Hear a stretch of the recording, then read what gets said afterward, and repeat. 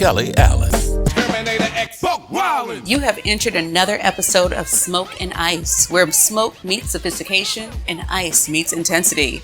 I'm Kelly. Tonight's guest is more than a legendary DJ. He's a producer, an innovator, a Rock and Roll Hall of Fame inductee, and one of the pioneers who helped redefine hip-hop culture.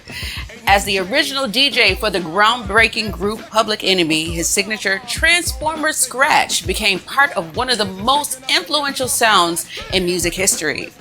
Together, Public Enemy challenged the status quo with albums like Yo, Bum Rush the Show, It Takes a Nation of Millions to Hold Us Back, and Fear of a Black Planet. Projects that helped shape conscious hip-hop and inspired generations of artists. After stepping away from the spotlight, he built a life far removed from touring before eventually returning to music on his own terms. Tonight, we talk about revolution, reinvention, legacy, and the rhythm that changed a generation. Please help me welcome to Smoke and Ice, Terminator X. How are you, Kelly? I am so great. I am so happy that you're here, first of all. I didn't want to blow you up. I really didn't want to blow you up. But I was really looking forward to this conversation because you and your sound shaped everything for me. And I don't want to get too far. You know what I mean? Because a lot of people think a lot of things, but we're going to get into that. Sorry, y'all. I'm jumping because I'm excited. But I'm going to bring it back just a tad bit. But I know that people want to know beyond the legend and get to know the man. And that's what we do here on Smoke and Ice. It's not just about you when you're on the stage and when you are, in your moment, but it's also about who you are as an individual. And that's what I like to do. So, welcome. Thank you. Glad to be here. So let's take it back way before Public Enemy, before the tours, before the records, before the name Terminator X. Let's go back to Norman Rogers. Okay? That's my name. What was it like growing up? And what kind of kid were you? Oh, man. So I remember some of my first memories, especially doing anything to do with music. I used to have, I'm telling my age, I used to have a little blue radio. I don't even know if it was FM, but anyway, I don't know if you remember back in the day, they said little transistor radios, and they used to have these little white earpieces, and they didn't have headphones. They just had a little earpiece just stick in your ear. And I remember walking down the street listening to, I'm telling my age, Elton John, Dionne Warwick, such and so forth, a lot of AM stations. I don't even know if we were on FM at that time, but I just always had a love for music. I remember when my neighbors would go out of town, my mom would, go to the house and feed the dogs and that sort of thing. And they had a piano, and I used to fool around on the piano.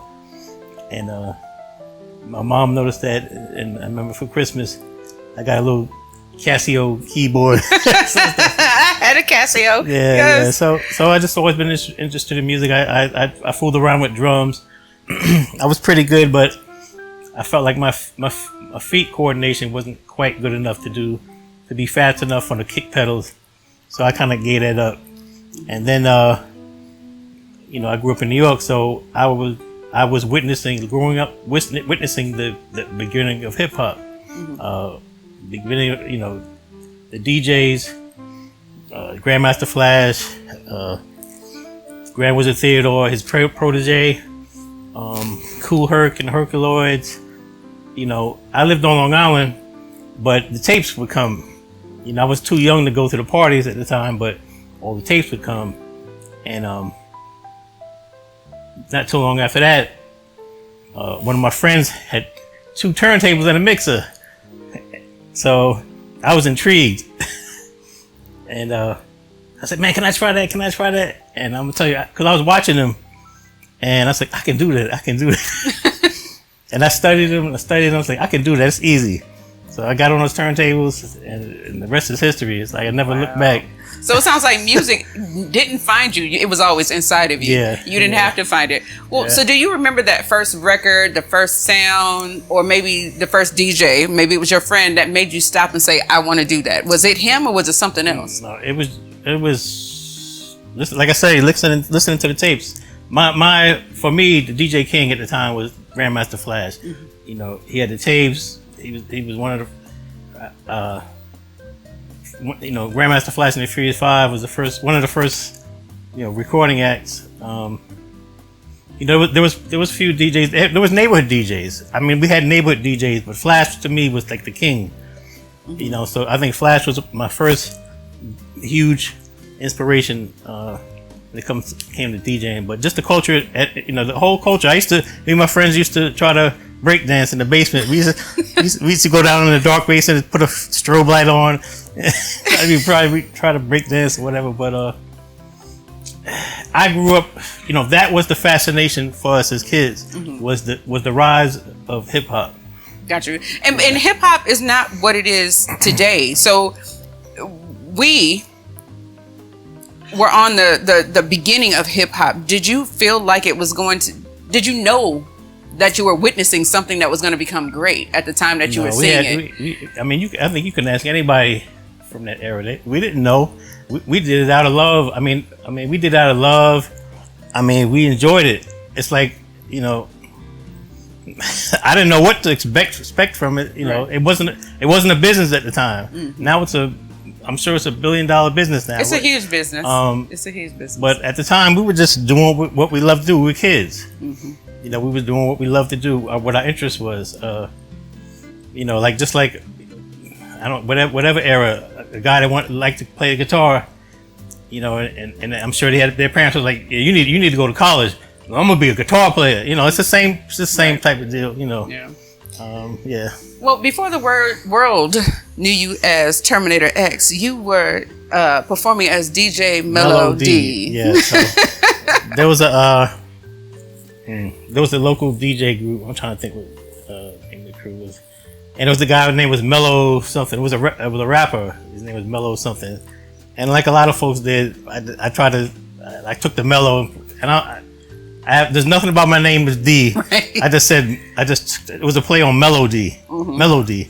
So I said Mellow D. And it's just something I made up. And then, anyway. It's clever because when it came out my mouth, I was like, oh, that's hot. Melody. That's hot. I like it.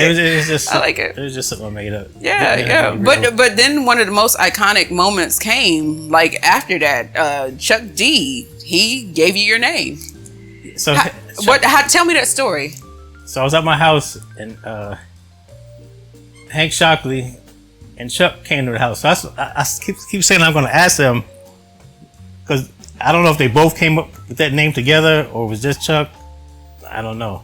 But yeah, they came out to the house one day. It was like, and this was after Public Enemy started because in the first song they called me DJ Melody, Public Enemy #1. Anyway, and they said, "We're gonna call you Terminator X." Terminated because something like you terminate the record and extras for the unknown. I was like, I can work with that. I'm not mad at that. Right.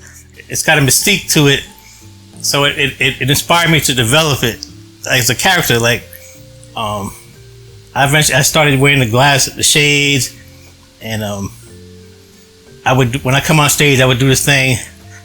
Like at the beginning, the song I did, Terminator Says You Panic, it goes doom, doom, doom, doom, doom. I raised my hands up like this, and I would cry. So by the time I said Terminator, my heart, it was like, and it was theatrical. Right. So it's like I built a character, almost like a superhero out of the name. So, yeah. But I like the X for unknown because you're so laid back. You've always been like, even when you look at the old posters or the photos and stuff like that, you're always the most laid back. Everyone else is kind of like giving some sort of character, and you're just like, it's me. So I suffer from social anxiety, and obviously I'm working on overcoming it.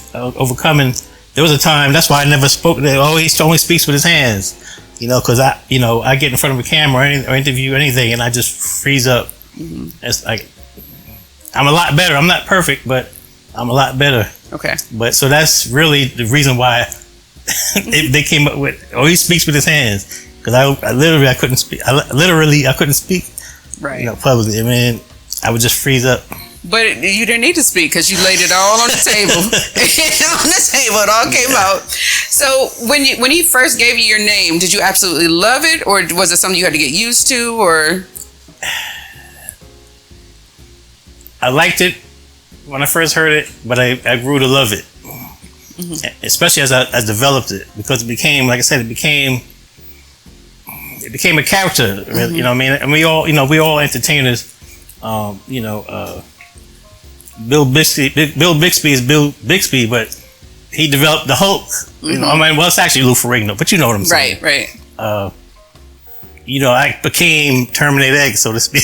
and names speak power, because like you said, you had social anxiety, but as you became that, when you were Terminator X on stage or wherever, it gave you the ability to have that superhero power. And so that's just, you became larger than life, and that's just such a great thing. Did you ever imagine people around the world to still know you by that name over 40 years later? No, it's incredible. It's incredible. I'll never forget.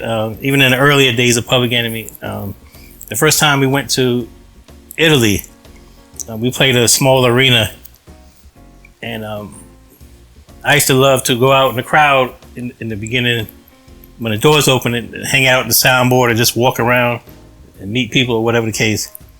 And I remember walking out, when people were just coming in the door, the stage was still being set up or whatever. And I came out through, like, I guess, kind of like where the basketball players would come out, during the game. But mind you, nothing's going on. Some kids is hanging over the rail, Terminator. I'm like, it just blew me away. Like, how do they know who I am? I mean, that just blew me away. Like, how do you know? And this is prior to, we didn't have social media. I don't think we had internet back then. If we did, it was just like DOS. You know what I mean? The dial-up. So it's just mind blowing. Like, but no, we never knew where this was going to go, and it just became a phenomenon. And that's awesome. And today is all about you, but you were a part of such an amazing group, and that sound made you a part. Made. I don't want to take away from anyone else, but we gonna get there. You, and along with Public Enemy, you were not trying to fit into hip hop. You were creating something different. Was there a moment when you realized that this just isn't music anymore? You actually had something to say. Well, Public Enemy is a combination of a lot of folks. Sound wise, you had the Bomb Squad. Technically, I wasn't part of the Bomb Squad, but I did. I did collaborate on the music, like Terminator Japan. That's my baby. Scratching and just the overall sound, but we were definitely different. I think it was Hank that like, after Public Enemy #1, it had that JB's Blow Your Head, and he became in love with the noise.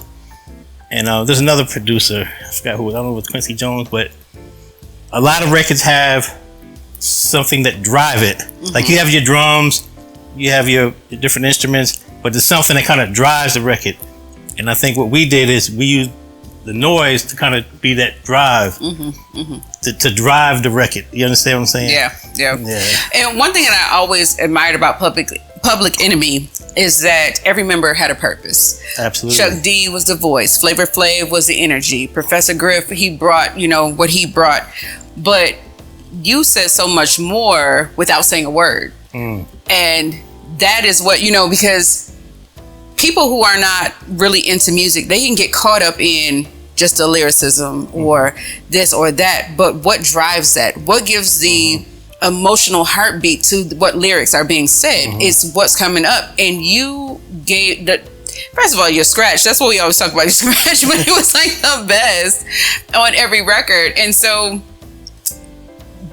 did you like intentionally develop that almost mysterious stage presence, that mysterious, that mysticism that came into everything that you gave to the group, or It was intentional. Like I said earlier, the name for me was like, I felt like I had to live up to the name. So that inspired me to be this presence. And then as far as the scratching, like, the first significant scratch I would say would be the rock and roll dude scratch on Rebel Without a Pause. They gave me the track. I remember I was in my garage at the time of all places. And I just grabbed a stack of records, went through a couple of records, then I pulled out Chub Rock, Rock and Roll Dude, which was not a hit record. It's just, you know, being a DJ, you go to Rock and Soul Records or wherever and you see, oh, this Chub Rock, that's the latest Chub Rock, let me grab it. You know, we didn't have the luxury of listening to it on YouTube or wherever. You know, if you just knew something new came out, you had to buy it to find out what it sounded like. You know what I mean? Stand in line to get it. So, I knew what it sounded like. So I started fooling around with it. And shout out to Jazzy Jeff. Shout out to Cash Money. And I always forget the other brothers. There's another brother from Philly. They're basically the three innovators of this Transformer scratch. And I was a huge fan. Anyway, I started doing the Transformer with it. I was like, ooh, this is it. This is it. I was like, this is it. I didn't pick up another record. It was only like the third or fourth record I picked up. And I was like, this is it. This is fire. And I was all excited. I'll never forget. I went to the studio. And I know Chuck D was there. Hank Shockley was there. I think Eric Sadler might have been there. I don't remember who else was there. But I'm all excited. I go into the booth. And I lay it down. And I start fooling around with it. And I come back into the the front of the studio, control room, I guess you would call it. And Chuck is like, and Hank was sitting there like, I'm like, what's the deal? I'm like, this is dope, y'all crazy. Right. And Chuck was like, man, I don't like it. And Hank was like, I get it, but I think we need to take out the low end on it. And it went in, and it ended up being a groundbreaking scratch. I mean, it was yeah. So. I've always believed that silence can be powerful, right?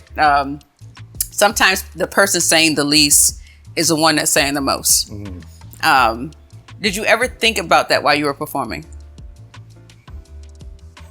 Not particularly. I being a DJ, I will say this. Especially for the shows, as a DJ, I paid attention to the audience. So I would try to make sure the shows that the audience would feel involved as much as possible. So, to give you an example, whatever was hot at the time, I would start out a song with the original music, Public Enemy music, and in the middle of the song I would drop out the original music and throw on, like, whether it be break beats or popular songs at the time, and Chuck would rap over that, and the crowd would lose their mind because because it was like remixing live on stage, right? And the crowd enjoyed it. And I've never been a trick DJ. Like, you got your most famous trick DJs like the Executioners and those folks. Jeff is also Jeff, and now we got Scratch Bastard and folks along those lines. But I don't turn around and DJ Scratch stands on top. Scratch with his sneaker and all that kind of stuff. That just never was. I don't know. But you've made it sounds like. What I'm saying, so I'm just going. Let me finish. I'm sorry. So what I would do in the middle section, where those DJs would do tricks, I would do something different. I would turn it into a party. Like Chuck and Flair it would change or just take a break, whatever they're going to do, and I would play the hottest. And I would have like a little house party in between the show, and Chuck would get mad because I used to dress up a little bit. And on the way, when I was leaving, Chuck and Flair would leave the stage. Chuck would be like, ladies and gentlemen, our DJ, I'll be sure at the time. I got a picture. Me and him look like brothers. But anyway, right, Like one time we did anyway. But anyway, I'll be sure. And the girls be screaming. I would play the hottest hip hop records, R&B records, and make it a party. So I was a DJ, even being in the performing group. I was still a DJ, and I would try to bring that element into the show. So, and it sounds like that you made the sound just as important as the lyrics, and you know, because that's what kept the crowd going. Yeah. And I like that. I keep it interesting. Yeah. Through the music. Absolutely. So there are certain groups that simply can't talk about without being acknowledged. You've got the Beatles, the Temptations, Run DMC, and y'all right up there, Public Enemy. They weren't just making records, they were actually saying something. You know what I mean? There was a time when we made music, it wasn't just to make noise or to make you feel good, it was to say something, you know, to that. And it was revolutionary, and I love that. So did you feel the same way, or was it something that you just realized years later that you did something revolutionary? Well, I don't think any of us knew the impact Public Enemy would have on people. Period. I wouldn't. I think it's something that kind of took us all by surprise. I would dare say even Chuck. Like the first album, there's a little bit of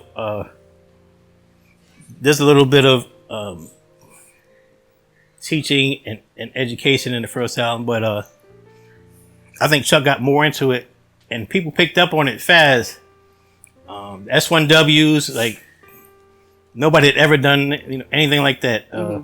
The S1W started out with us as DJs. They were the security for the parties, and they would dress up kind of like Black Panthers, and so Chuck integrated that into Public Enemy. Also, in the beginning, in the beginning, one of our first, I guess, adversaries or foes were a bunch of guys called the 9/8 Posse. And they would take Oldsmobile 98s and they would pimp them out, bling them out, whatever you want to call it. And one of them actually, I think, robbed us. The guy went to take the money to the office after leaving the gig, and I think they robbed him. That one of them actually robbed us. Oh, wow. But later on, when we started Public Enemy, we wanted to integrate their cars into our photo shoot. So I think the brother's name was Kenneth Hill. And we looking for Kenneth Hill, right? So they thinking we trying to roll up on them. Kenneth, they looking for you. So we went to the place where it was a parking lot. We were doing a photo shoot for You're Gonna Get Yours. And so they rolled up like, yo, what's up? You know, it's like, man, we want you to be a part of we want you to be in the picture. And we became friends. Mm-hmm. You know, they used to roll with us. I remember them rolling to Richmond, Virginia with us. You know, that's why I say Public Enemy is like a big family with many parts. From the S1Ws to the 9/8 Posse, and initially Flavor, myself, Chuck, the Bomb Squad. It was many hands making light work, so to speak, coming together and making something beautiful. So yeah, and then like back to what you're saying about the impact. I've had people come to me all the time, come up to me, man, you guys, if it wasn't for you guys, I'd be dead or in jail. Wow. You know what I mean? So, and it's like, how can you be mad at that? I mean that's beautiful. Mm-hmm. You know what I mean? So that's and I left the group for business reasons, but I try to keep that somewhere else, right? Because I don't want to ruin the legacy that Public Enemy as a whole has made in the world. Exactly. You understand exactly, what I'm and that shows your greatness. Because a lot of people would sit up there and just try and say whatever, yeah. And sometimes what doesn't work for you doesn't work for you, mm-hmm. And it's okay. It doesn't take away from the whole, but it sounds like I had great chemistry. Mm-hmm. And that's the reason why we got what we got and why we enjoyed the music for so long. You know what I mean? So let's talk about It Takes a Nation of Millions to Hold Us Back. Mm-hmm. Today is considered one of the greatest hip hop albums ever recorded. At the time, did you know that you were making history? Of course not. We were fending for ourselves. Like you know, Chuck talks about it all the time. Hank talks about it all the time. The first tour we did was we opened up for the Beastie Boys. But the second tour we did was kind of like we really came into, you know, the real deal. Eric B and Rakim had just came out with. They were on a tour and they just came out with I Know You Got Soul. And that record was like you know, man. And we like, cause it took so long for Yo Bum Rush the Show to come out. It was delayed coming out. So by the time it came out, we felt like it was dated. Mm-hmm. And I Know You Got Soul came out, and we were like, man, we you know, Hank and everyone was like, yeah, we gotta hit back. And that's when we came out with Rebel Without a Pause. But I was talking about the Terminator, the rock and roll scratch. That record hit hard, and that record kind of was our okay. Public Enemy's here. They're here to stay. I'll never forget. You know, Philadelphia. Shout out Philadelphia. They were like the first. I mean, outside of New York, obviously, they were the first place to really, really pick up on it. And I'll never forget. We were on tour. That same tour. I think that song. I think it came out during the tour, if I'm not mistaken. But anyway, and I'll never forget doing a set change as usual. I'm out in the audience or at the soundboard or whatever, somewhere out there, and people walking around getting sodas or taking pictures. You know, back in the day, people they had a background and people go, you know, did they do these pictures and stuff? But right, whatever.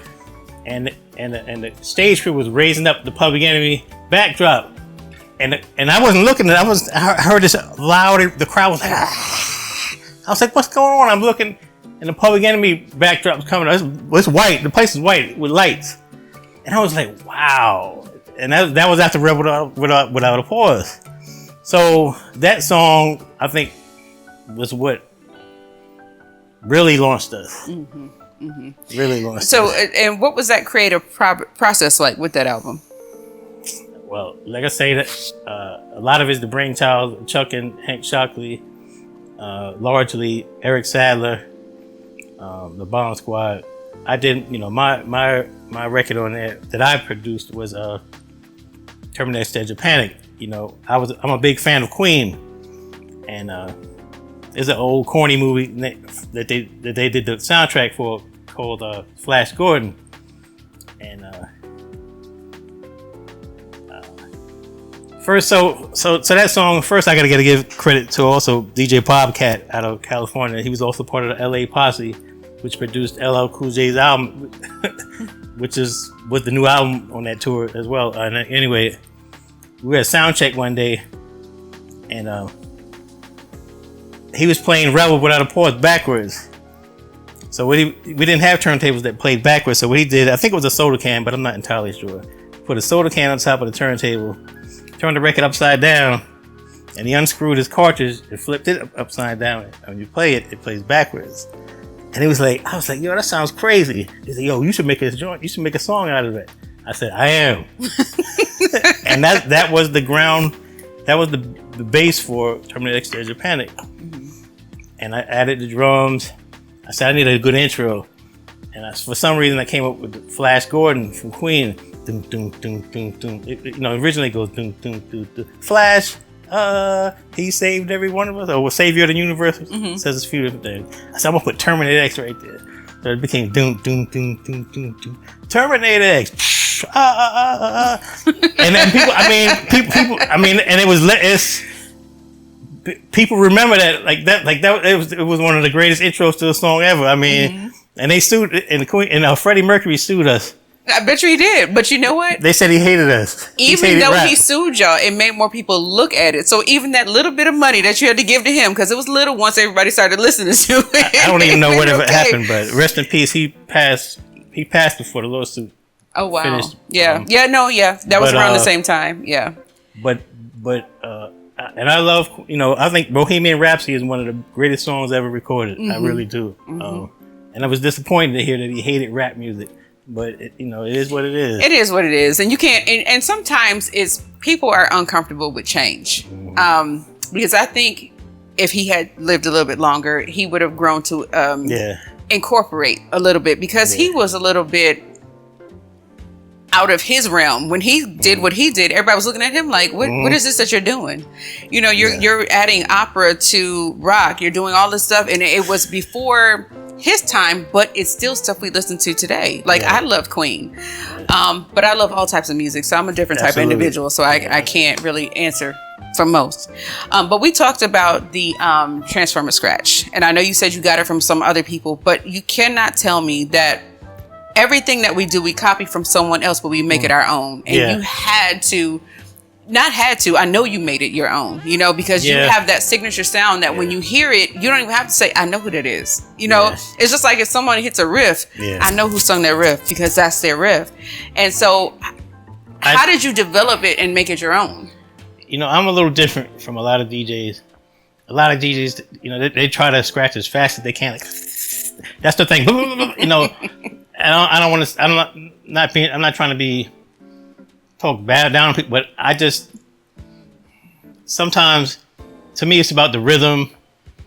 Like, to me, one of the greatest scratch DJs is Premier, because he invented. I'll tell you this. He was the inventor of the scratch chorus. Like, they started making choruses just on his scratch. You know, and it's about, and I think that's what's not how fast you can scratch, not how many, you know, there's some scratches they do now I don't even know how to do, you know, and it's not that I'm interested. I like what I do. I like it to sound musical as opposed to just fast. Like some of the greatest melodies are not complicated. Some of them are, but some of them are not, you know. And that's what I try to do when I scratch. I try to make it musically meaningful. Like, even like I like, you know, a lot of times I scratch vocals. Terminator as Panic. Is it the Terminator Panic? Yeah, I'm scratching In Vogue. Is it? Yeah.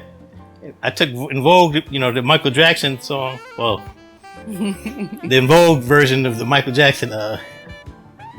When and I did, ooh, like, it's almost like I like it to scratch and to speak to you, so to speak. You know what I mean? Right. Not just.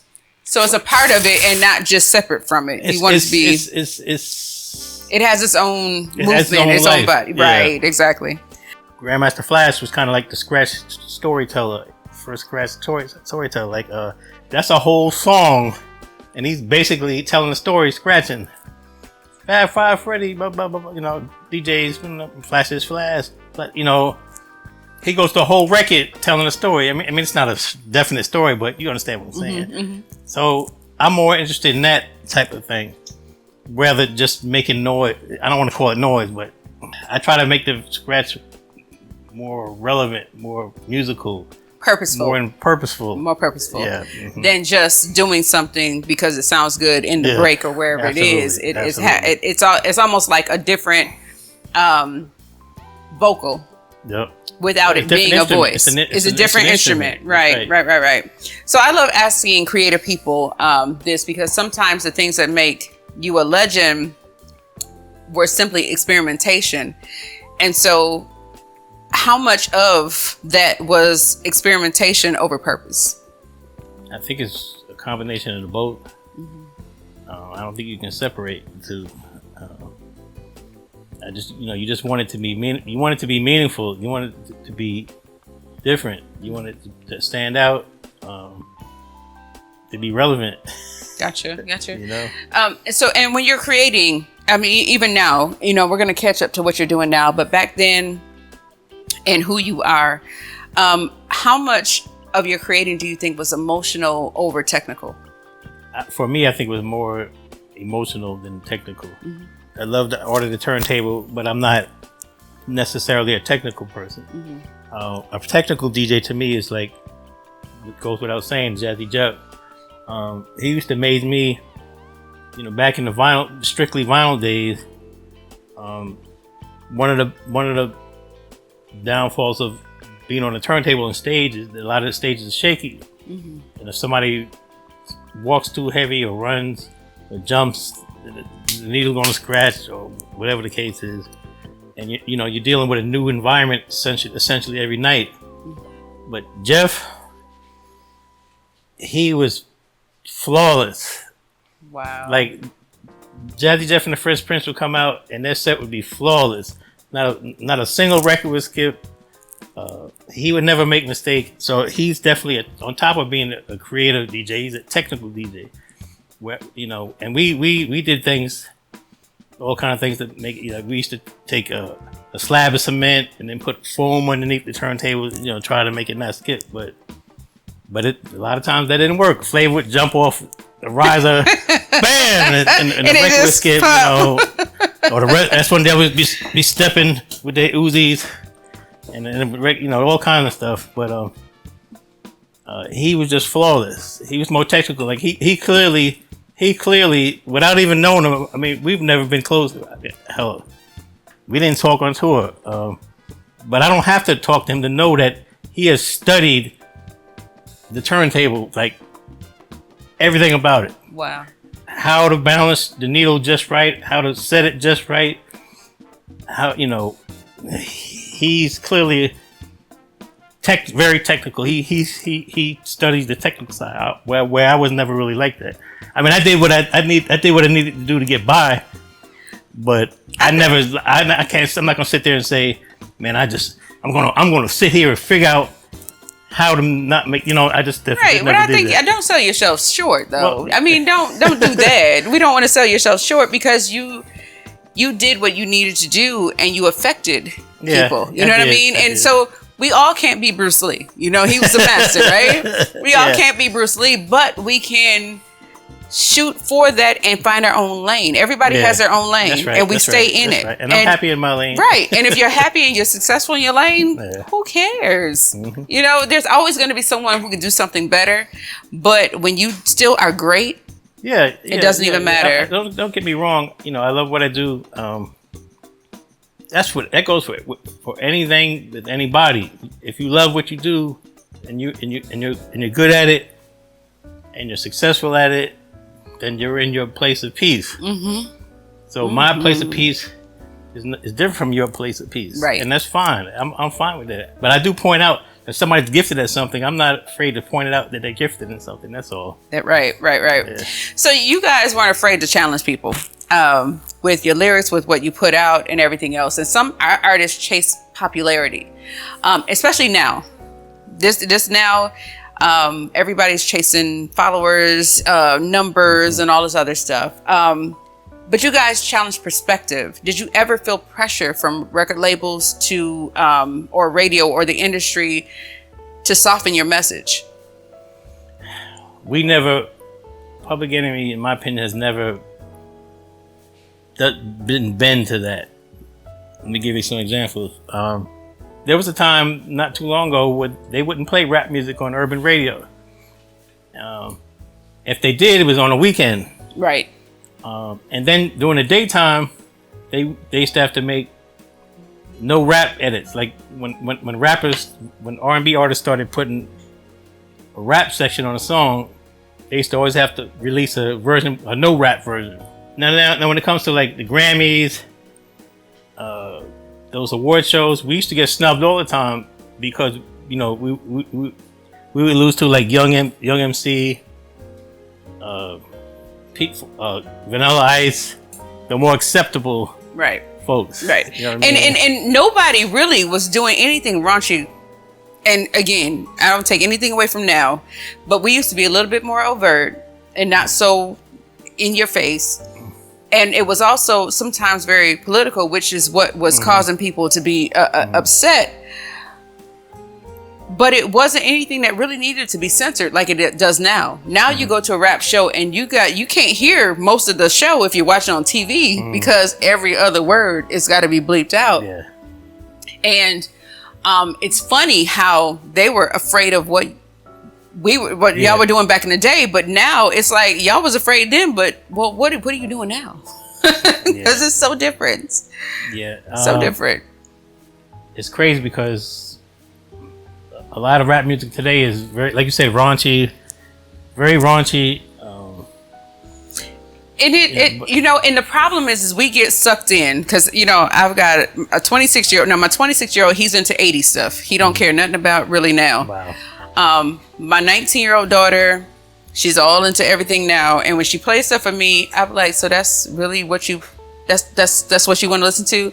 And she's like, well, Mom. And I'm like, I get it. I said, you hear the beat. We are people who love a nice beat. But if you actually dissect the words that are being said, it's expression, but what are you really agreeing to? Because you're agreeing to all of this. As you play it, as you listen to it, you're agreeing to everything that's being said. And some things are great. There are some people out there, but like, you've got something to say. I'm loving it, blah, blah, blah. And there's some people I'm like...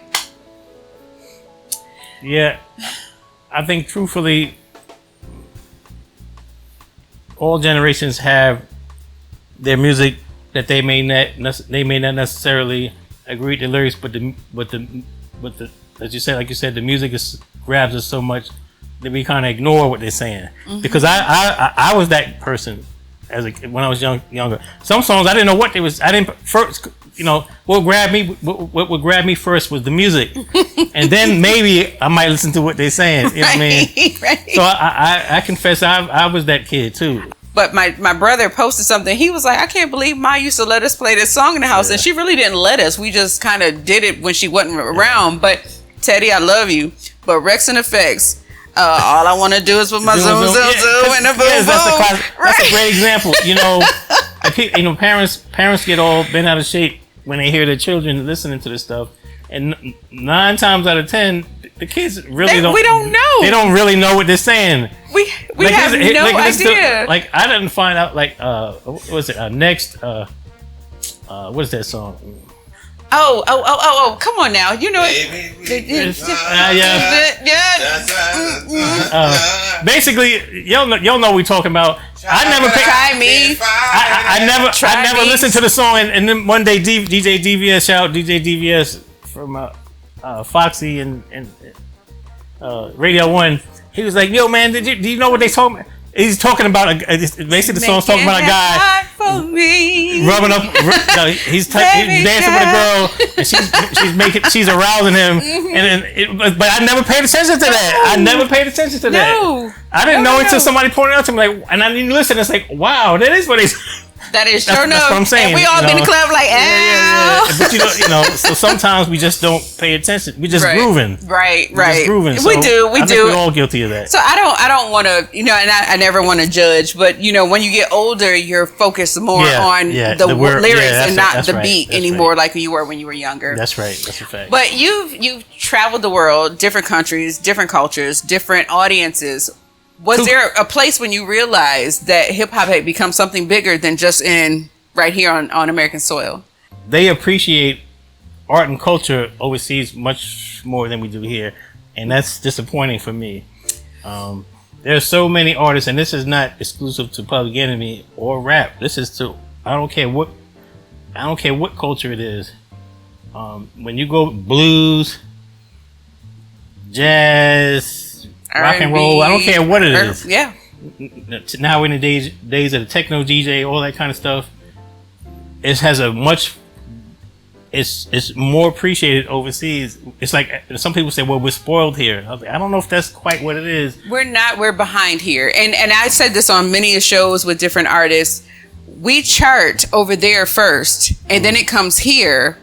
And they're like, oh, this song been out. It's been out for 2, 3, 4 years before we even caught on here. And it seems like we always have to wait for other people to want something before we get it. And why can't we just accept it and love it? Don't be a follower. We're followers, and we got short memories. Like, there's bands that I grew up with that I love. I would love to see on stage. If they come to a concert here, they're lucky if they can do it like 1,000. Place that holds 1,000 people. They go overseas and they're filling up large venues. It's just, we don't like one of the greatest bands to ever grace the face of this planet is Earth, Wind & Fire. Yes. They started out with an urban crowd. I would call it an urban crowd. You go to Earth, Wind & Fire concert in the United States or heck anywhere. There's a few of us there, but it's other folks. Yeah. And that's because I think, and I fight with my producer with this, because although there's a pure sound, there are certain things that works people now don't want that. They want simplicity. They want the bare minimum when it comes to musicianship. Is this mood that everyone has or wants, desires to listen to, that doesn't really, is samples and drum beat and that's it. And so we lose what real music sounds like. And that's even in hip hop. Like hip hop has changed.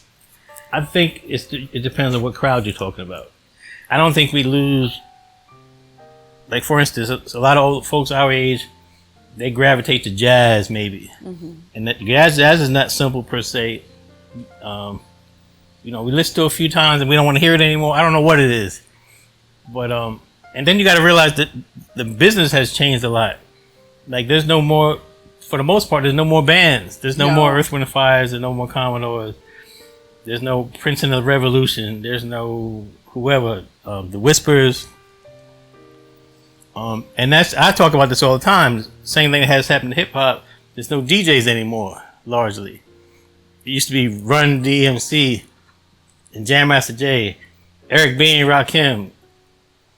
And this goes on. Now it's just largely it's just a single rap out there, and he comes out on the stage, and there's nothing else on the stage but this rapper and a big giant screen behind him. And I think it's sad.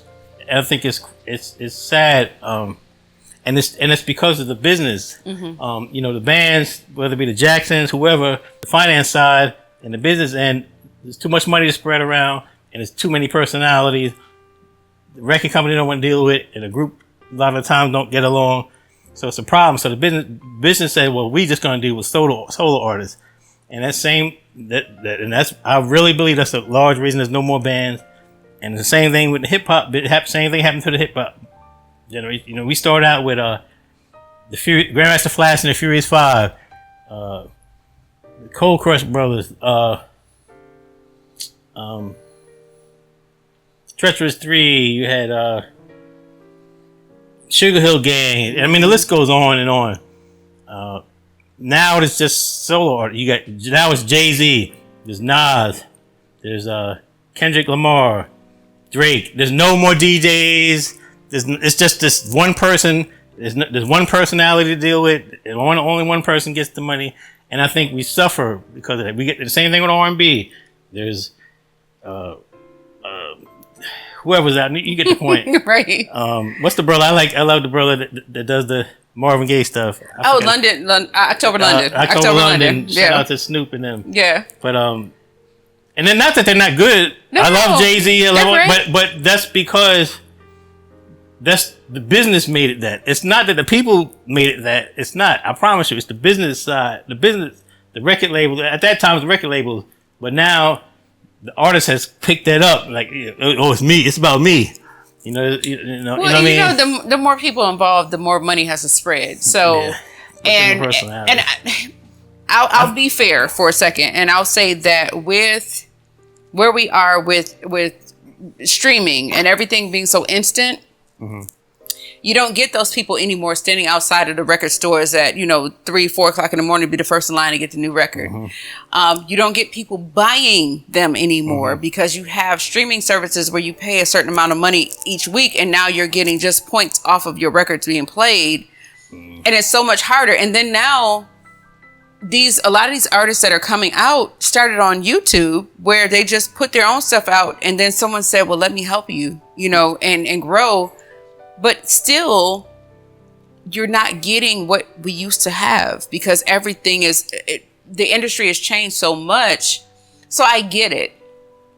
We don't get the same show that we got. We don't get the same sound that we got, because now it's just one person, and you hire your band wherever you go. And you got these day players that are coming on and doing whatever they got to do for a couple of dollars. But it is what it is. So we've evolved into where we're accepting less than. We're still getting great music. Don't want to take it away from anyone, but we're accepting less than the show that we used to get back in the day. Yeah. Because it was so much more, and it was so pure, and it said so much more than what we had. I will say, I have to give a shout out to Missy Elliott, because she's one of the few artists, even though she's basically solo. I've never been to her show in person, but I've seen it on YouTube, she puts on a show.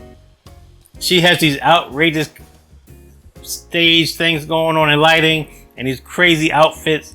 She puts on a show. It's like, I get mad. You go see a singer or a rapper, and it's like I said, it's them standing in front of a big screen. They might have a catwalk or something. Mm-hmm. I'm like, and a one or two props. It's like, I can sit at home and watch you on TV. Why do I need to come watch? You know, mm-hmm. I think you're doing your fans a disservice. Especially now that it costs hundreds of dollars to see certain people. Exactly. So especially get this decent seats. And I'm saying that because if y'all want me to come, I'll come. just hook us up. But anyway, no, but it's just, I love a great show. I love a big production. In my head, anything that I'm thinking about, I'm always thinking grandiose. I'm thinking big. If I'm thinking, how can it be like this? $300 to go see somebody, you have no business walking out on stage and just stand in the middle of the stage by yourself and walk up the stage. I'm sorry, with a couple of dancers behind you, and no. Well, I would like to see a few dances. Nobody does that anymore. I think the last one I went to, they had a couple dancers, but it was two, but they were like backup singers / dancers. I don't know. I've seen so many people get out on the stage by themselves, and I think that's a disservice to your people. So you shared the stage with so many people. We talked about it a little bit.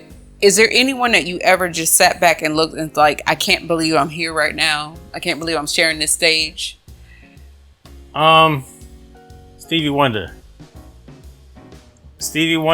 We ran into him in the airport, and he said, I want you guys to come on my show at Radio City Music Hall in New York. And I didn't believe it, but sure enough, he brought us on, and we did. I think we did Don't Believe the Hype. He wanted us to do Don't Believe the Hype, so we came on the middle of Stevie Wonder's show and performed Don't Believe the Hype, and that to me was amazing. I don't know why I can't see Stevie incorporating that into one of his songs. I was so angry. I was so angry because someone reviewed the show and they would try to say, "Oh, Stevie was boring. The best part of the show is when Publice came in." I was so angry at that writer. I was wow. But another time, we weren't blessed to be on the stage. Well, I take that back. We were on the same show, but we didn't. We opened up for U2 one year. They were fans. They didn't need us by any stretch. I'm just gonna keep it real. They didn't need us. The tour was sold out before we even joined the tour. Mm-hmm. But they were supporting us. They brought us on tour with them, and we went to England. There was a benefit. I think it was some kind of benefit show. I don't remember what it was for, but Kraftwerk was on the show, and I am a huge fan of Kraftwerk.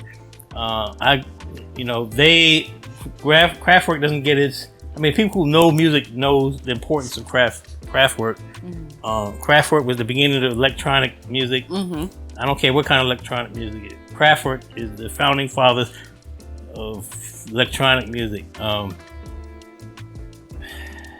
That's a whole another show in itself. But I went out and I said, I'm going to watch this show. I went in like maybe 3-4 rows. I said, I don't care if somebody see. I'm sitting here watching, and they had the robots and everything. I don't know if you know about Kraftwerk, but I was like a big kid. I couldn't believe I was sitting here watching Kraftwerk. That was they were inspiration to me before hip hop. So that was something that was a big thing for me. Yeah. So I can imagine, so many people, they're interested in the applause, but they don't see how exhausting traveling and all of this can be, because the applause are what people they thrive off of, right? They don't see the airports, the buses, the rehearsals, the waiting. What was the hardest part of life on the road? For me, it was traveling overseas. I hated it. I loved it and I hated it.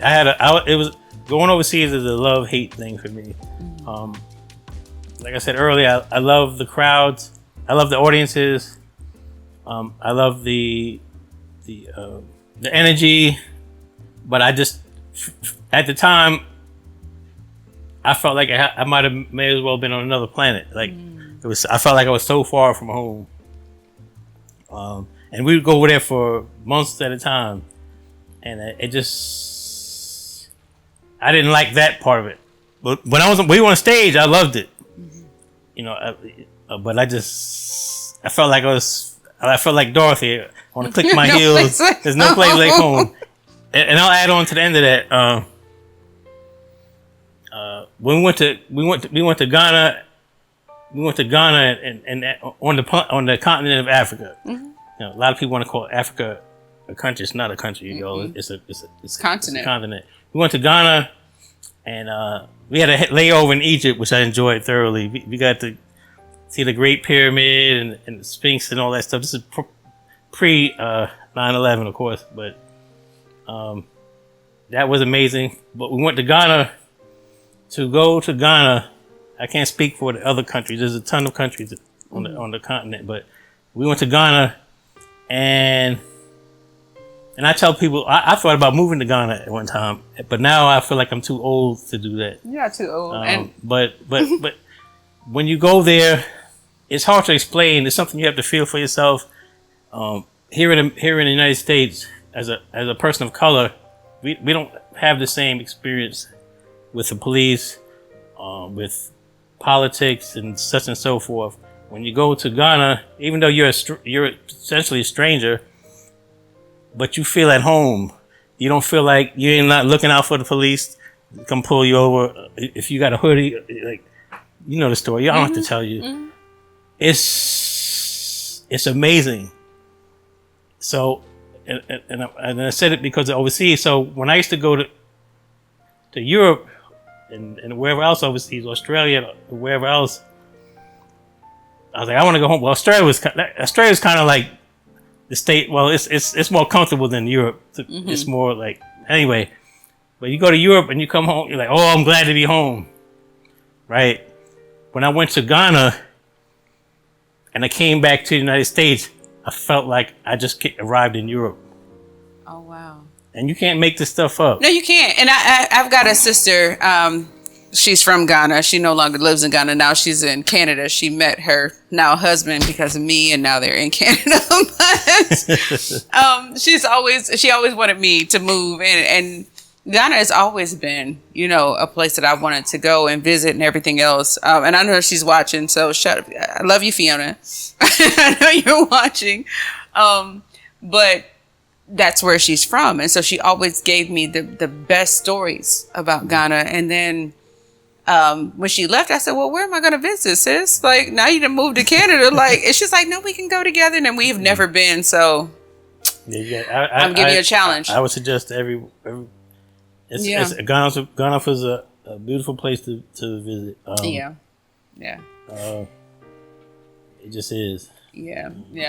So I believe that success is measured on the individual. We all want to say what success is, but it means different things to different people. But with success, there's also sacrifice. Do you feel like there's anything that you ever had to sacrifice in your success? So you sacrifice kind of the normal life. Mm-hmm. Any entertainer, I don't care whether you're an actor, whatever the case is, some sports folks, there are careers that don't allow you to have a quote unquote normal life, but you can't think about that. I mean, if that's what you do, some people are blessed to manage it, and they find like if they want to have a family, they're lucky enough to find a spouse that understands that, and they work with them. It's like having someone in the military. If you're married, if there's a spouse that's married to someone in the military, a career military person, they got to move from place to place. There's always sacrifices. You know what I mean? Yeah. So yeah. No, even if say you're a business, you're an entrepreneur and you start a business, you have to spend a whole lot of time, cultivating your business, working on your business. Yeah. It's the same thing. So there's sacrifices, but you have to surround yourself with people who understand, and it's hard on both. So it goes both ways. For the spouse, they have to understand you're not gonna be around too much, and the other person, you need to be loyal to your spouse as well. You understand what I'm saying? Mm-hmm. You're not gonna go in. That's a whole other story too. But yeah, it's just life. Life is never simple. Well, you know, one thing that I noticed while doing my research for this interview, and it's been great so far, and will be continued. But you've never been interested in chasing celebrity. You've always just been chill. You've always just been so humble. You've always been everything else. You've let your life speak for yourself, but you still made yourself available to whomever needed you. And so what did fame teach you to make you that way, or have you always been that way? I don't look at myself as a celebrity. I mean, I just never have. I mean, I understand people say all the time, "Oh, you Terminator, you this, you." That wasn't my purpose. Right. My purpose was to do what I love doing. I never set out to be a recording artist, none of this stuff. I just was doing what I love to do. Yeah, and I think that your humility is what made you so important in so many people. I mean, because listen, when I was setting up for this, I was like, "Oh yeah, I'm gonna," and everybody was like, "What? You gonna have who?" I mean, you still today are in the mouths, in the minds, and in the and in people's who they are today for who you are. So for you to say I never set out to be, it's okay, but you were. Let me tell you something. Okay, when Public Enemy was inducted into the Rock and Roll Hall of Fame, I was so disenchanted with the music business, I wasn't gonna go. When I left Public Enemy, I kind of went into a dark place. I was disappointed with the music business. I was disappointed with the group. I didn't want anything to do with the music business at the time. I heard about it. It wasn't going. My neighbor across the street from me, he came over. He was like, "Man, I heard you guys get inducted to the Rock and Roll Hall of Fame. You going?" I was like, "Nah, I don't think I'm going." He said, "Man, you have to go, man. That's your legacy. Blah blah blah blah blah." I was like, "Eh." Then what won me over was Joel Perezman, if I'm pronouncing his name right, from the New York office of the Rock and Roll Hall of Fame, had his staff look for me, because he was in contact with Chuck D, and Chuck D claimed they didn't have my information, but we're not gonna go down that road. No. But so he had his people look for me, and I've received a letter in the mail one day. If this is Norman Rogers, that's Terminator X of Public Enemy, we want you to come. Public Enemy is being inducted into the Rock of Home. We want you to come. Blah blah blah blah blah blah. And that touched me, because if you have to kind of be in the business to know. And if you're not like the latest and the greatest, nobody's coming to look for you. Right. Right. And that touched me, that they looked for me. Right. They looked for me. And that touched me. If it touched me enough, I said, "Okay, I'm going." You know. And then that's also the same thing that made me come back to the business was Quincy Jones was inducted the same year we were, and he told this story about how he was a kid, he was hanging around the wrong crowd, and him and some of his friends had broken into some place, and there was a piano in there, and he sat down at the piano, and he started playing around the piano, and he said he decided, "This is what I want to do with my life." And I know it's kind of hard to understand, but that touched me, like, because I love music, and I said, "You know what? I'm not going to let the business side take music from me." And I started back into the music, and I do it under my terms. Mm-hmm. If I make some money, that's fine. If I don't, that's fine. But I'm gonna do my music under your terms. Under my terms, yep. Well, I think we've earned a little break, and around here, this is a part of the show that truly makes us smoke and ice. When we come back, we'll pour tonight's bourbon, light tonight's cigar, and then we're going to talk about something that surprised almost everybody, because at the height of his career, he walked away, and we'll find out why right after this. Tonight, we're pouring the Wiseman Straight Kentucky Bourbon, crafted in Kentucky. The Wiseman is smooth, balanced, and approachable. It's flavorful without overwhelming the palate, making it an easy bourbon to enjoy whether you're new to bourbon or a long-time enthusiast. So let's pour.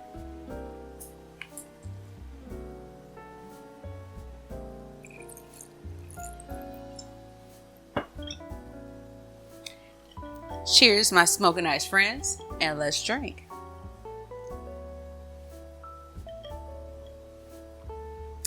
I agree, it's smooth. And you know, I always do my bourbon on the rocks, so it's not so strong that if the ice doesn't melt a little bit or it doesn't get chilled a little bit, that you don't, you know, I know you people who drink it neat would say enjoy it, but for me, I don't want hair on my chest. I have to enjoy mine with a little on the rocks, but it's good. So now we're going to go into the next portion, which is to add a little smoke to this ice. Tonight's featured cigar is Blind Man's Bluff, wrapped in an Ecuadorian Habano wrapper over a Honduran binder with premium Dominican and Honduran fillers. This medium-bodied cigar delivers just enough natural sweetness to keep every draw balanced and enjoyable. So let's light up.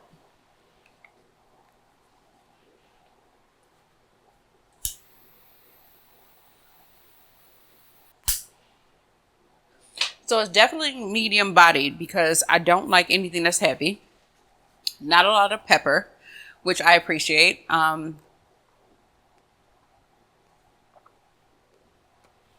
So I want to make sure that I don't embarrass myself and it goes out, but I like it. But this is where we get into it. This is my flavor science, because although I'm doing all this here, I make sure that I test it before I let you know. So at first glance, these two seem to come from completely different worlds. The Wiseman bourbon leans into smooth vanilla, honey, caramel, and soft oak, while Blind Man's Bluff introduces cedar, roasted nuts, earth, and pepper. Where they meet is in the oak. Both the bourbon and the cigar develop flavors through aging. The charred American oak barrels give the bourbon its vanilla and caramel character, while the aging processes of the cigar naturally develop woody, nutty, and slightly sweet flavors. The bourbon softens the cigar's pepper, which you know I don't like, so I need a softening, and it does. Well, the cigar adds a richer, earthier finish to the bourbon. Neither one dominates the other. Instead, they build on each sip and each draw. It's less about matching identical flavors and more about creating balance through contrast. And sometimes those make the most memorable pairings. So now the bourbon is poured, the cigar is lit. Let's get back to this amazing conversation with none other than Terminator X. Smoking Ice continues next. Hi, I'm Kelly Allen. Join me each weekday from 10 a.m. to 3 p.m. for Midday Energy Rush on Positive365.net. I'll bring you all your favorite music from every genre and every decade, plus comedy and positive thoughts all in one place. Go to Positive365.net and you won't be disappointed. That's Positive365.net. We're positively different. Positively different. Positive 365. So you've accomplished something most people only dream about. You've helped change music, and then, I mean, many people strive for that all their lives and never get to it. And so that's where I want to pick up from there, because at some point you decided to just walk away. Now, I know some things we don't need to talk about, but in your mind, saying the industry is not where I want it to be and everything else, was it easy to just give up the life that you had to just try and figure something else out? It became a necessity. Let's start with the music business. I mean, all you have to do is watch a few episodes of Unsung. I mean, this story is older than Tales as old as time. The music business is what it is. Right. It's shady. Music business is shadier than some quote unquote illegal businesses. The business of the group started out one way. It started out as a family, and I felt like it. Once the egos came in, it just fell apart piece by piece, and along with it, the business side, and I just wasn't willing to be a part of it anymore. And I just said, enough was enough. It sounds like the situations made the decision for you instead of you actually just desiring to do it. Yes, that's very true. Like I could have, for instance, I could have said, well, I'm gonna leave public enemy. I'm gonna pursue be a solo artist, or I'll just start producing other people. But I was so disgruntled with the music business as a whole that I just needed a break. After the life you live, touring, the spotlight, everything else, is there one thing that you've learned about yourself through the whole thing, especially with you being able to separate yourself from that? Was there something that you learned behind that? My story's a little different than some folks. I had to learn to love myself. I had to learn to set boundaries. Some people are easy. It's easy for them, but I wasn't one of those people. I tell people all the time, when I grew up, I thought that most people meant, most people mean to do right. And unfortunately, I found that the world told me another whole story. Like I thought that bad people was the few and far and few between, but it's not that way. It just isn't that way. Gotcha. And none of us are perfect. And so I had to learn what the real world was, because I was disillusioned to think that the world was fair and and whatever else you want to put on. But anybody knows that, especially if you're adult, the world is not fair. The world is what you make out of it. The world is brutal, but you have to rise up. You have to set boundaries. You have to know what works for you, what doesn't work for you. You need to watch the people you surround yourself with. I mean, you have to be on guard, but you can't be closed. It's complicated. It is. I mean, and life is always complicated. Yeah. It never just lets you up. You've always got to be a step ahead of everything that life brings you. Yeah. So you've built a completely different life here in North Carolina after coming from New York. Farming, which we gotta talk, because I got a little green thumb a little bit.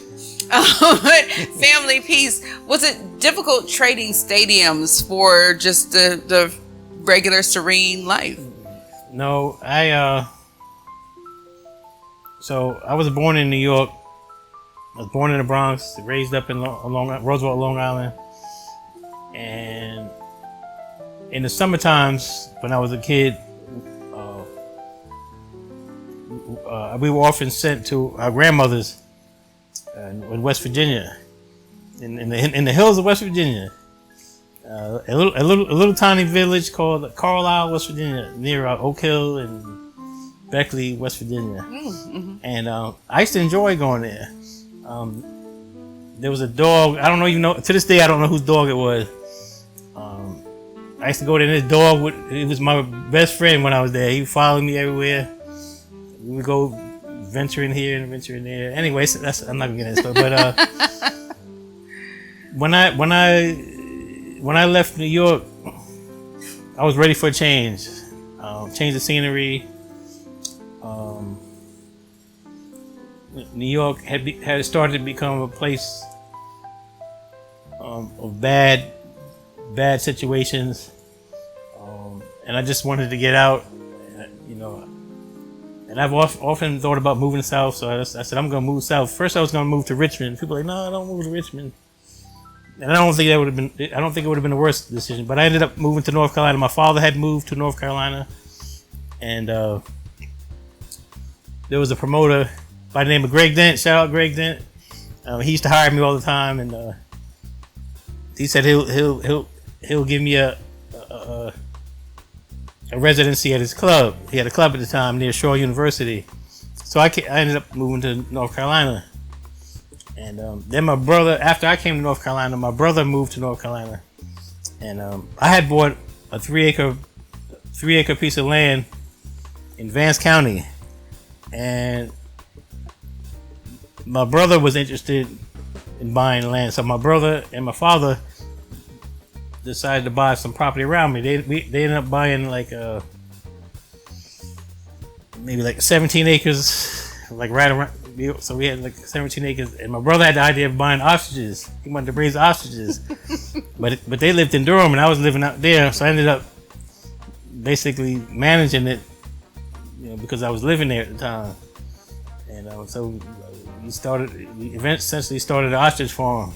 Nice. My father, my brother, and myself. It's my brother's idea, but and Vibe magazine caught wind of it, and they came out and they did a photo shoot. I had a page in Vibe magazine talking about it, and there was even a TV show. I need to find out what the name of it was. There was a TV show, the pilot show. It was about a couple that moved from the city into the country. It's like Terminator X did it. He bought an ostrich farm. We could do it. I forgot what the name of the show was, but it's just, and everybody after that, that's all everybody wanted to know. Is it true you raised an ostrich? Is it true? What's with these ostriches? And they call them emus and all kind of stuff. And they never get the story right. But I wasn't looking for the limelight, so no, it wasn't hard for me to get out of the limelight, because that's not really what I was after in the first place. Yeah. I think a lot of people believe happiness always looks like fame, and your story says something different. Mm-hmm. How do you define success today? Success, I would throw out some words like peace, being happy with yourself, being true to yourself. I don't care if you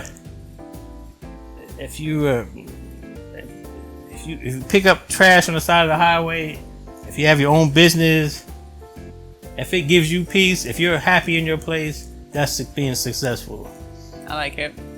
So years later, you've returned to performing, not because you needed to, but because you wanted to, and it's under your control. How does this chapter feel different than the last? Of my life? Mm-hmm. Oh,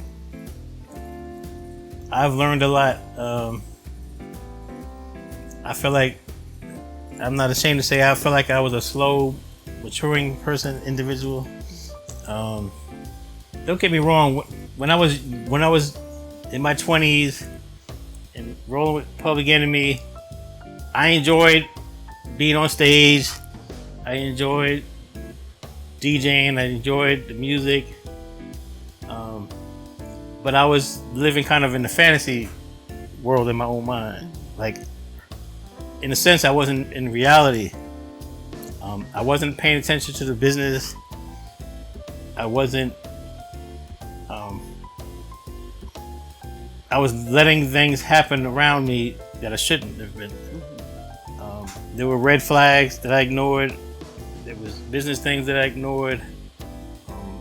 There was personal things that I ignored.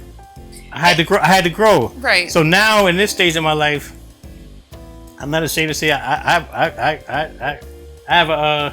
I'm about to end it, but No. it's funny. I had a session today. I have what do you call it? Therapist. Mm-hmm. So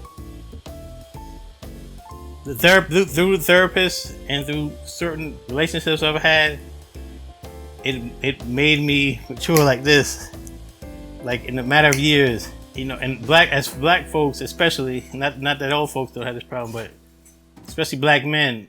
You want me to go to a therapist? Oh no, I don't need no therapist. Yeah, no. But we need it, but we don't do it. No. But, yeah. It's like going to the doctor. We don't want to go to the doctor either, but yeah, you need it. Like mental health is as serious as physical health. And like I say, I kind of matured slowly. Like, I was a big kid essentially. But I'm proud of myself. Like I say, I told you while I was off air a second ago. 5 years ago, I wouldn't have been sitting here talking to you like this. Right. And so I've grown. So I'm in the best. I feel like I'm in the best space of my life right now. Right. And I'm so glad you are here with me today. And all of that just goes to say that you've been on a journey to better yourself. And when you were talking about everything that was going on around you when you were, in the everything that you were doing with Public Enemy, it's so much going on so fast that sometimes we can't catch everything. So it's not that you didn't see it. It's just that you were so engulfed in that moment that things that were happening around you could not take in. And a lot of people say, well, how didn't you see it? Well, if I'm being given everything on a silver platter, if everything is going right for me, sometimes all this back office stuff, it gets missed. And then when it becomes prevalent, then you have to make a decision. Do I still want to be here, or do I want to, move myself from it? So that's great. But guys, we are at my favorite time of the day. And as much as I hate getting to the end, because I don't like the end, I love being where I'm at right now. But it is definitely time for the lightning round.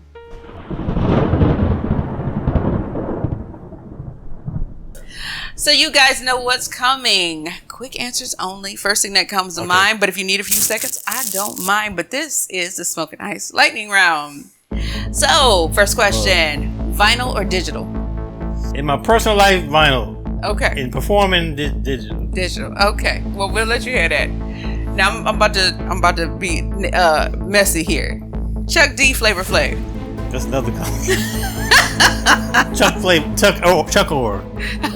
Chuck Orr. Okay. One album every DJ should own. Planet Rock. Oh, that part. I hear it in my head. Sorry, y'all. East Coast or West Coast? I'm being so messy. You being mean. I'm being so messy. I love both coasts, but I'm from the East Coast. Of course, I'm gonna say East Coast. All right. Favorite city you've ever performed in? Oh, Philadelphia. In the United States, Philadelphia. Okay. One artist, past or present, you wish you could have ever collaborated with? Ooh. I'd have to say that dream has come true for me. Grandmaster Flash. Okay, nice. I like that. If you weren't a DJ, what do you think you'd be? Ooh. There's no telling. It sounds like you're a farmer because you were them ostriches. Sound like you. It would probably have something to do with music. Okay. But I'm not going to talk about it because this is a one question answer. We'll save that for after. Peace or fame? Peace. I love it because my gosh, there's nothing more like peace. You can't have. You need peace. I don't care who you are. But what is one thing that people have never asked you that you've always wanted to answer? Ooh, that's another complicated. I never thought about that either. I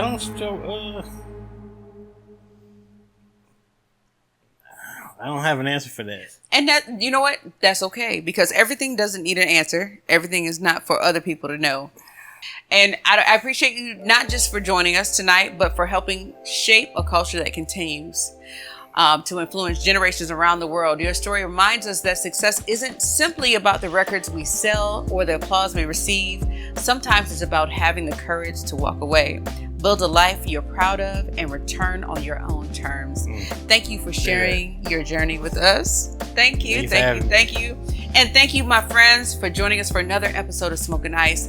If this conversation inspired you, be sure to like, subscribe, and share, because if you don't, I can't be here, and I love being here with you. Share it with someone who loves great conversation and unforgettable stories. Until next time, I'm Kelly Allen. I'm Terminator X. Roman Rogers. He's all of that and more, guys. All that. Let's spark something real. Smoke and ice, twice as nice. I'm your vice. Smoke and ice. We hope you've enjoyed Smoke and Ice with Kelly Allen. Make sure you share, like, and subscribe. Tell a friend so they too can be informed and entertained. For more information about the show, go to smokeandice.net.